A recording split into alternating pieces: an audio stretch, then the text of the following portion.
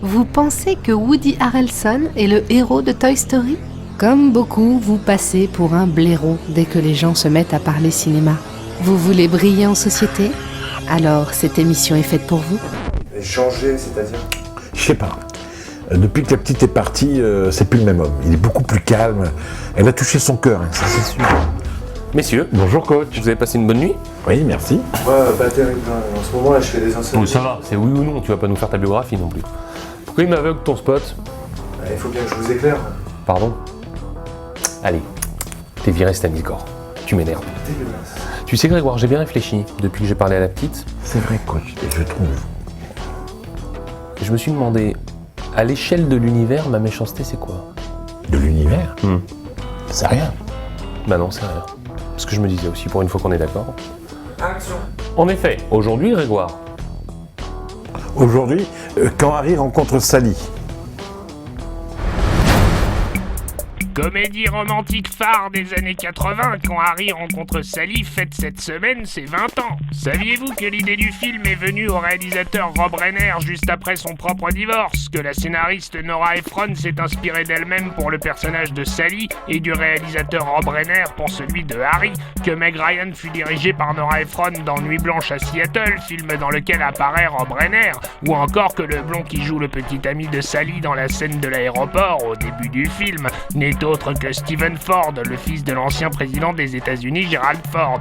Saviez-vous également que la scène où Billy Crystal et Meg Ryan se téléphonent en étant chacun dans leur lit est inspirée de la vie privée de Rob Reiner et Billy Crystal, les deux hommes très amis ayant pris l'habitude de se téléphoner alors qu'ils regardaient le même programme télé, que le directeur de la photo du film n'est autre que Barry Sonnenfeld, futur réalisateur de Men in Black, que la meilleure amie de Sally dans le film est incarnée par Carrie Fisher, l'inoubliable princesse Leia de la trilogie Star Wars, ou encore que la célèbre scène où Sally simule un orgasme dans un restaurant a été tournée chez 4-6 Delicatessen à New York. La table où Harry et Sally se sont installés est d'ailleurs devenue un lieu de culte indiqué par une pancarte. Quant à la cliente qui commande la même chose que Meg Ryan, c'est Estelle Rainer, la mère de Rob Reiner, le réalisateur. Voulez-vous la raconter devant vos amis ? L'anecdote qui calme tout le monde, même tes amis les plus calés. Vous l'avez certainement remarqué si vous avez vu le film, le récit est parsemé de petites pastilles dans lesquelles on découvre des couples raconter la façon dont ils se sont rencontrés. Eh bien sachez qu'à l'origine, le réalisateur Rob Reiner souhaitait que ce soit de vrais couples qui apparaissent à l'écran. Seul problème, leur jeu était tellement catastrophique qu'il dut renoncer et demander à des comédiens professionnels de reprendre le texte dit par ces couples lors de leurs interviews. Merci qui ? Excuse-moi, c'est toi le coach Allociné ? Ouais, tu veux un autographe? Non, je voulais juste te dire que tes émissions du mercredi là sur les sorties de la semaine c'est pas bien. Bah si t'es pas content, tu regardes pas. Non, tu m'écoutes pas là. Faut le changer ça. Écoute petit bonhomme, là tu me pompes l'air, d'accord? Donc tu te casses.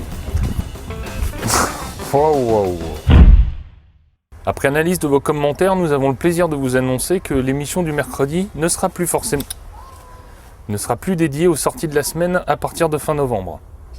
T'as pas dit merci qui ? Ça va, je fais ce que je veux moi. Non. Merci qui ?